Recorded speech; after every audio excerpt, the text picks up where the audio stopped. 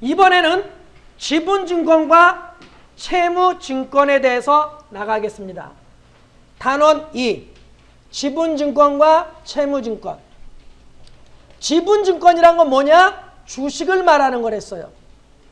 주식을 우리는 지분증권이라고 합니다. 다시 주식을 뭐라고 한다? 지분증권. 채무증권은 뭐냐? 사채나 공채, 국채 등을 채무증권이라고 합니다. 그래서 지분증권과 채무증권은 우리가 주식, 공채, 사채는 지분증권과 채무증권으로 나눠지는데, 다시 한번 지분증권에는 단기매매증권, 매도 가능 증권, 지분법 적용 투자주식으로 나눠진다. 다시 한번 지분증권은 몇 가지로 나눠진다고? 3가지. 지분증권이란 건 주식을 말한다. 주식을 사왔는데 1년 안에 팔 거래. 단기매매증권. 주식을 사왔는데 1년이 넘어가. 매도 가능 증권. 주식을 사왔는데 내가 다른 회사를 지배할 목적, 영향력을 행사할 목적으로 주식을 사면 지분법 적용 투자주식이라고 합니다. 단기매매증권이 되려면요, 내가 주식을 사왔는데 거래소나 코스닥에 상장되어 있으면서 1년 안에 팔아야지 단기매매증권이야. 1년이 넘어가면 매도 가능 증권이라고 합니다. 알겠어요? 다시 한번 단기매매증권이 되려면 첫 번째 조건, 거래소나 코스닥에 상장이 되어 있어야 된다. 그러면서 1년 안에 팔을 목적해야 돼. 삼성전자라든가 LG전자라든가 이렇게 상장되어 있는 회사에 돼. 거래소나 코스닥에. 그러면서 내가 주식을 샀는데 1년 안에 팔 거야. 단기매매증권. 내가 주식을 샀는데 1년이 넘어가. 한 3년 있다 팔 거야. 또는 2년 있다 팔 거야. 아니면 1년 6개월 있다 팔 거야. 1년이 넘어가면 매도 가능 증권이라고 하는 거야. 나는 안 팔 거야. 영향력을 행사할 목적이야. 다른 회사를 지배할 목적으로. 알겠습니까? 그래서 그런 걸 지분법 적용 투자주식이라고 합니다. 알겠어요? 그래서 그러면 상장이 안 된 거, 거래소나 코스닥에 상장이 안 된 건 무조건 매도 가능 증권이라는 거야. 단기 매매 증권이 되려면 반드시 거래소나 코스닥에 상장이 되어 있으면서 1년 안에 팔을 목적해야 돼. 시험 문제에 시장성 있는 주식을 단기 목적으로 취득하고 이래야지 단기 매매 증권이야. 알겠습니까? 알겠어요. 그래서 다시 한번 단기 매매 증권이 되려면 상장되어 있으면서 1년 안에 팔아야 돼요. 거래소나 코스닥에 상장되어 있으면서. 그래야지 단기 매매 증권. 아무리 상장이 되어 있더라도 1년이 넘어가면 매도 가능 증권. 상장이 아예 안 된 건 매도 가능 증권. 비상장된 주식, 매도 가능 증권으로 분류하는 거예요. 상장이 안 된 건 보유 기간 안 따져. 1년이든 1년 이하든 필요 없어. 무조건 매도 가능 증권이야. 상장된 것만 1년이냐 1년 넘어가냐 따지는 거야. 그래서 1년 이하짜리는 단기, 1년이 넘어가면 매도 가능 증권. 알겠어요? 알겠어요? 영향력을 행사할 목적일 때는 지분법 적용 투자주식. 얘는 세무이급범위야. 얘까지 알아두면 더 좋을 것 같아. 됐습니까? 그 다음에 채무증권은요, 또 3가지로 나눠지는데, 단기매매증권, 매도 가능 증권, 만기보유증권. 얘는 1년 안에 팔 거야. 단기매매증권. 1년이 넘어가 매도 가능 증권. 나는 만기까지 보유할 거야. 만기보유증권.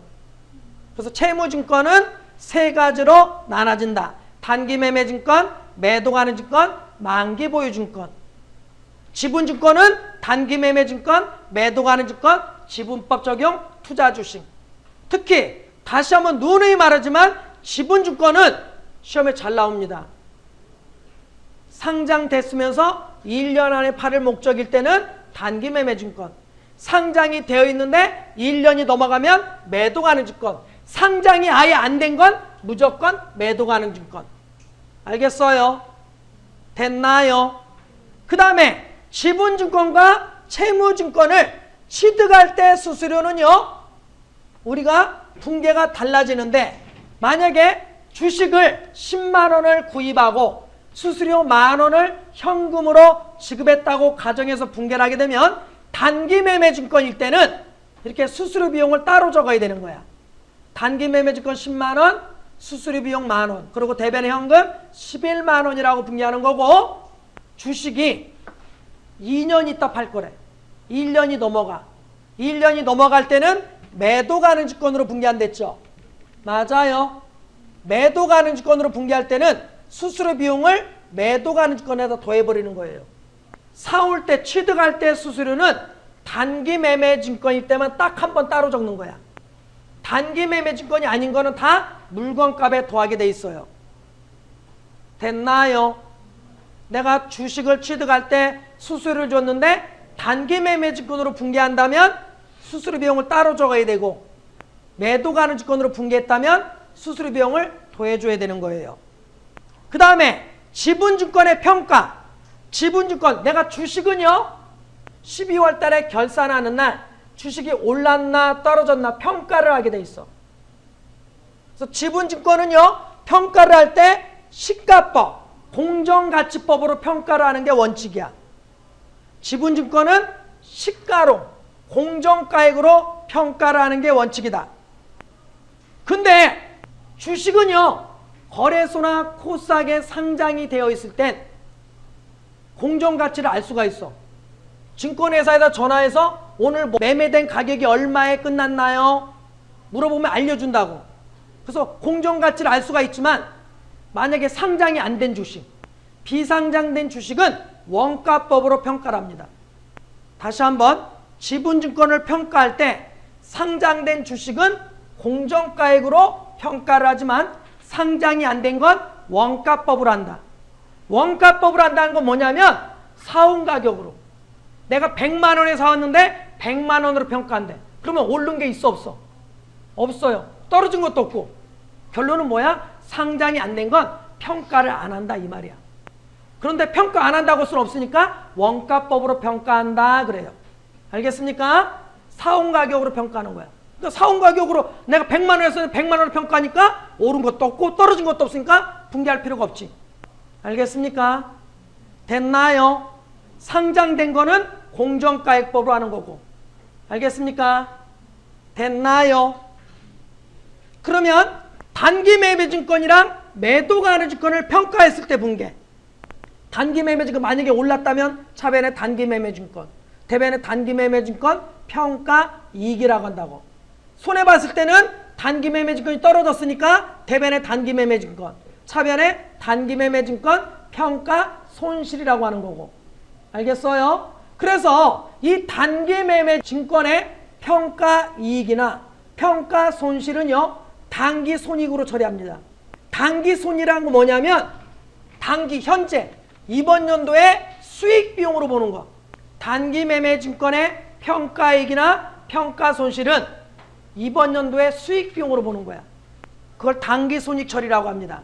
알겠습니까? 근데 만약에 매도 가능 증권이 올랐다. 그럴 때는 매도 가능 증권 평가이익이라고 하는데, 잘 들어. 매도 가능 증권 평가이익은요 자본 항목으로 처리합니다. 매도 가능 증권 평가이익을 다른 말로 기타 포괄손익 누계액으로 처리한다고 그래. 매도 가능 증권 평가이익은 기타 포괄손익 누계액이다. 됐나요? 그래서 기타 포괄손익 누계액은 자본 항목에 속합니다. 얘 시험에 잘 나옵니다.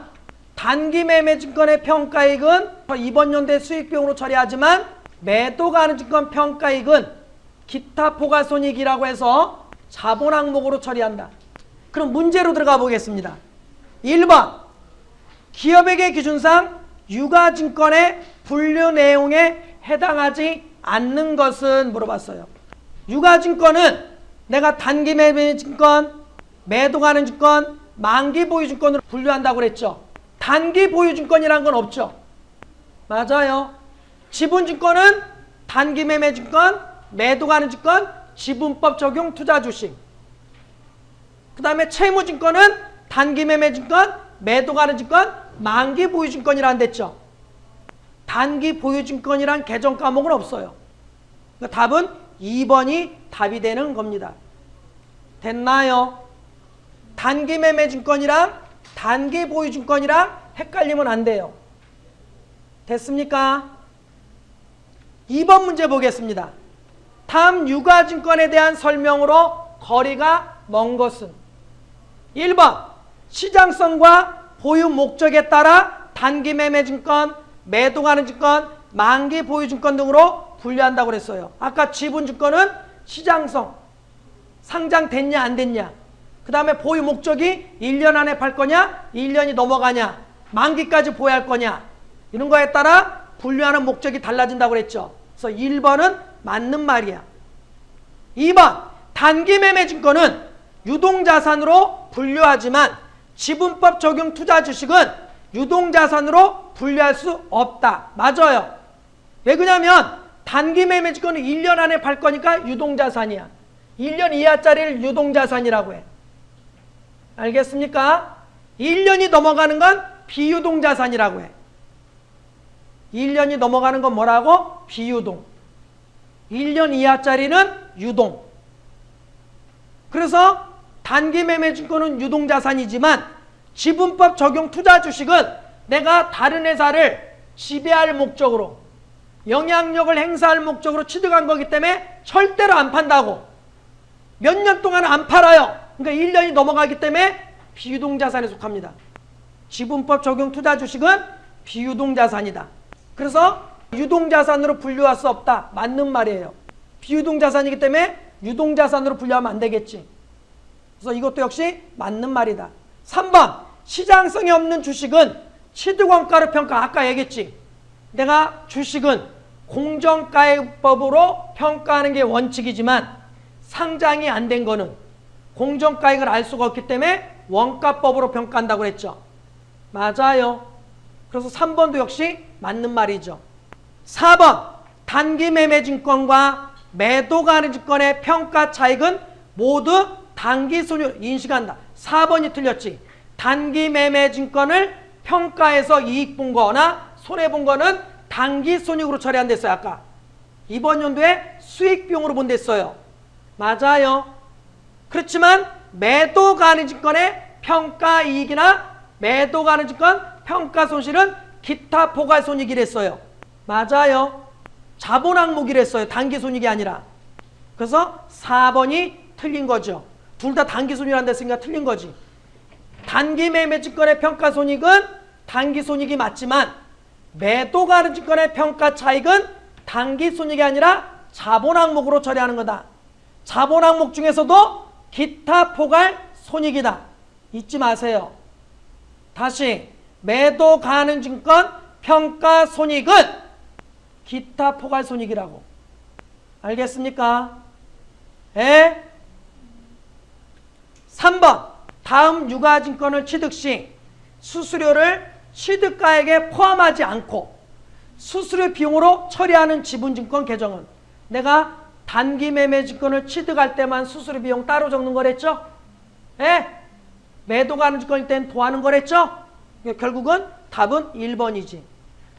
단기 매매 증권이 아닌 거는 다 수수료 비용 더해줘야 되는 거예요. 알겠습니까? 단기 매매 증권만 수수료 비용 따로 적는 거라고. 그래서 답은 1번이 답이 된다. 됐나요? 다음 거 4번 문제 보겠습니다. 다음 중 시장성이 있는 주식 100주를 주당 5만원의 단기 목적으로 취득하고 수수료 10만원과 함께 현금으로 지급하였다. 회계 처리로 맞는 것은 주식을 사왔대요. 근데 시장성이 있대 없대? 있대. 상장되어 있대. 단기 목적이래. 상장된 걸 1년 안에 팔 거래. 그럼 뭐라고 분류해야 돼? 단기 매매 증권이라고 되겠지. 맞아요. 몇 주를 사왔대? 100주를. 단가 얼마씩? 5만원씩. 그럼 100장 곱하기 5만원이면 500만원 되나요? 맞아요. 그래서 처변에 단기 매매 증권 500만원. 그리고 수수료 줬으니까 단기 매매 증권일 때 수수료는 수수료 비용이라고 따로 적어야 되겠죠. 10만원. 그럼 대변의 현금 510만원. 1번이 답이 되겠죠. 됐나요? 2번은 답이 될 수가 없어. 매도 가능 주권이 되려면 상장이 안 돼. 시장성이 없는 주식이어야 돼. 알겠어요? 그때는 매도 가능 주권이지. 그때는 수수료 비용을 더해줘 버려야지. 따로 적으면 안 되지. 이건 죽었다 깨도 답이 될 수 없어. 어떻게 문제가 나와도 얘는 답이 될 수가 없어. 매도 가능 주권일 때는 무조건 수수료 더해줘야 되는 거야. 단기 매매 주권만 따로 적는 거랬어요. 됐나요? 됐나요? 3번은 수수료 비용을 더했기 때문에 틀리는 거고 답이 될 수 없는 거고. 됐나요? 4번이 답이 되려면 시장성이 없는 주식, 아니면 시장성이 있지만 목적이 단기 목적이 아니라 장기 보유 목적이라면 그때는 4번이 답이 될 수 있지. 상장이 안 된 것도 매도 가능 증권, 장기 보유 목적도 매도 가능 증권이랬으니까. 맞아요.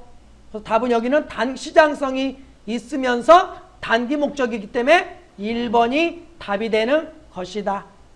됐습니까? 됐나요? 5번 문제 보겠습니다. 보유 중인 주식 내역으로 당사는 단기 매매 증권으로 분류하여 회계 처리하고 있다. 2030년 2월 11일 날 처분시 붕괴로 오른 것은 물어봤어요. 먼저 우리가 29년 1월 1일 날 주식을 사왔어요. 얼마 주고 사왔어? 150만 원 주고 사왔어요. 맞아요? 그랬다가 12월 31일 날 얘가 160만 원 됐대. 150만 원 주고 사온 게 160만 원 됐으면 얼마 올랐어요? 10만 원 올랐다가 붕괴했겠지. 12월 달에. 차변에 단기 매매 증권 10만 원, 대변에 단기 매매 증권 평가이익 10만 원. 붕괴를 했었겠죠. 맞아요. 그러면 이제 단기 매매 증권이 원래는 150만 원에 샀는데 12월 달에 결산하는 바람에 160만 원이 돼버렸다고 이제. 이거를 오늘 처분했어요. 그럼 대변에 단기 매매 증권 160만 원이 되는 거야. 잘 들어. 여기 봐. 이거는 세무 2급 시험에서도 잘 나옵니다. 내가 주식을 이렇게 사갖고 와서 중간에 결산을 한번 했어. 결산을 하면 그전 거 사온 거는 볼 필요 없는 거야. 이 결산한 가격으로 모든 붕괴는 나갈 때, 여러분들 내가 회계 붕괴 배울 때 첫날 배웠죠. 모든 물건은 나갈 때 뭘로 나간댔지? 원가. 맞아요? 원가랑 같은 말이 장부가 얘기를 했죠. 예. 그러면서 내가 원래 정확히 따지면 원가랑 장부가액이랑은 조금 다르다고 그랬어요. 그 차이점이 뭐냐? 설명할 테니까 잘 들어. 이 취득가액이 원가야. 취득가액이 뭐라고? 원가. 그래서 중간에 결산을 했어. 결산해서 바뀐 가격이 장부가액이야. 그래서 모든 물건은 나갈 때는요, 원가로 나가는 게 아니라 원래는 장부가액으로 나가는 거예요. 뭐로 나간다고? 장부가액. 내가 주식을 사왔는데 중간에 결산 한 번도 안 했어. 그러면 취득원가가 곧 장부가액이야. 결산을 안 했기 때문에.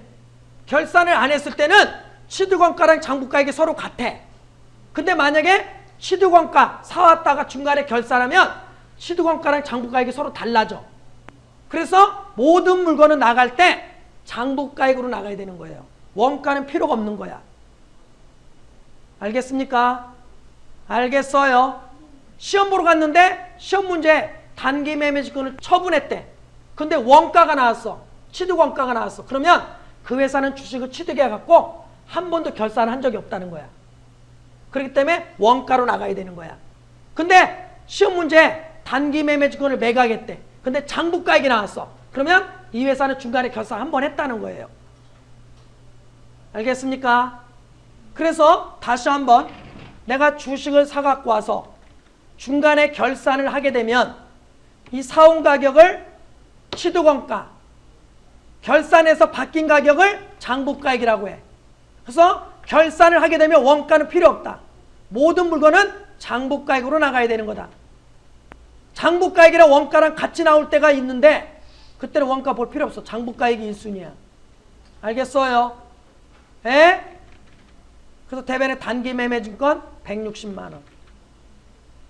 이걸 얼마에 처분했대?